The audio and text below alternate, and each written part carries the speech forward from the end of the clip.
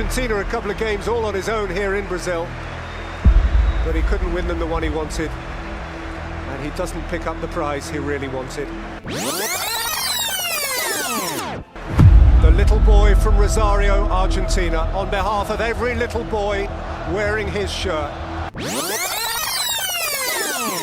There are dominant players, there are era-defining players, and then there is Lionel Messi at his prime, a version of footballing excellence that did not just outperform opponents, but seemed to operate on a completely different understanding of the game itself. Because what made Messi truly extraordinary was not just what he did, but how effortlessly he made the impossible feel routine, turning tight spaces into open highways and high-pressure moments into controlled environments where he dictated every outcome. And before we move on, make sure to like our video and subscribe our channel. We really need to hit 1,000 subscribers. Now let us continue. At his peak, especially between 2009 and 2013, Messi was not confined to a position. He was the system. Nominally deployed as a false nine under Pep Guardiola, he redefined what that role could be. Instead of staying pinned between center backs, Messi dropped into midfield zones, dragging defenders out of position and collapsing defensive lines inward. This movement created immediate structural dilemmas. If center backs followed him, they left space behind for wide forwards to exploit. If they held their line, Messi received the ball freely between midfield and defense, the most dangerous zone on the pitch. That single tactical adjustment reshaped how teams defended against Barcelona, because marking Messi was not about assigning one player, it required reorganizing the entire defensive structure. On the ball, Messi's control bordered on unreal. His dribbling was not just about beating players, it was about maintaining balance, speed, and direction simultaneously in spaces where most players would lose possession. Using rapid, close touches with his left foot, he kept the ball glued to him, even at high velocity. What made it even more devastating was his ability to change direction without losing speed. Defenders were not just beaten, they were wrong-footed, their momentum used against them as Messi shifted angles in fractions of a second. His dribbling success rates consistently ranked among the highest in Europe, often completing more dribbles in a single match than entire teams. But reducing Messi to just a dribbler would miss the larger picture. His playmaking was just as influential. From central zones, he orchestrated attacks with precision, threading through balls between defensive lines, combining in tight triangles and constantly scanning for movement ahead of him. During his peak creative seasons, he regularly produced double-digit assist numbers, often leading La Liga in assists while simultaneously being its top scorer. This dual output is what separated him from traditional forwards. He did not just finish chances, he created them at an elite level. Statistically, his prime years were unprecedented. In the 2011 to 2012 season, Messi scored 73 goals in all competitions for Barcelona, the highest tally in a single European club season. That same year, he scored 50 goals in La Liga alone, a record that still stands. Across the calendar year of 2012, he scored 91 goals, breaking Gerd Müller's long-standing record and setting a benchmark that remains unmatched in modern football. These numbers are not just impressive, they are almost difficult to contextualize because they combine volume with consistency over an extended period. Finishing was where Messi's intelligence became lethal. Inside the box, he rarely relied on power. Instead, he focused on placement, timing, and reading the goalkeeper's movement. He often opened his body before shooting, disguising intent and allowing him to slot the ball into corners with minimal backlift. From outside the box, his ability to curl shots into the far post became iconic, especially after cutting in from the right side. Free kicks added another dimension later in his career, where he developed into one of the most reliable set-piece specialists, scoring consistently from dead ball situations. Tactically, Messi's presence transformed Barcelona's entire attacking structure. With him dropping deep, midfielders pushed higher, wingers attacked central channels, and fullbacks provided width. This fluid system made defensive marking almost impossible because players were constantly rotating positions. Messi was at the center of it all, linking phases of play, accelerating attacks when needed, and slowing them down when control was required. Defensively, while he was not heavily involved in pressing compared to modern forwards, his positional awareness allowed Barcelona to maintain compactness, conserving energy for attacking phases where he made the biggest impact. What truly elevated Messi beyond statistics and tactics was his decision-making speed. He processed information faster than those around him, identifying passing lanes, defensive weaknesses, and shooting angles almost instantly. This allowed him to act before defenders could react, creating a constant sense of inevitability whenever he received the ball in dangerous areas. Psychologically, Messi displayed a unique composure. He did not rush under pressure, he invited it. Surrounded by multiple defenders, he remained calm, waiting for the exact moment when their balance shifted, then exploiting that shift with precision. This control over tempo made him one of the most difficult players to defend in football history, achievements further further underline his dominance. During his prime years, he won multiple Ballon d'Or awards consecutively, led Barcelona to numerous league titles and Champions League victories, and consistently delivered in crucial matches. But even these accolades struggle to fully capture his influence, because his impact extended beyond results. He changed expectations. He made extraordinary performances feel normal. So how crazy was Messi at his prime? Crazy enough to break records that seemed untouchable. Crazy enough to redefine positional roles like the false nine. Crazy enough to be the best scorer and one of the best playmakers in the world at the same time. And perhaps most importantly, crazy enough to make football look simple while doing things no one else could replicate. A combination of intelligence, technique, and execution that turned him from a great player into something far rarer. A reference point for what peak footballing ability can truly look like. What do you think? Will any other player can do better than this? Maybe Lamine Yamal? You can comment down your opinion, and make sure to like our video if you enjoyed it, and subscribe our channel to support us for more such videos.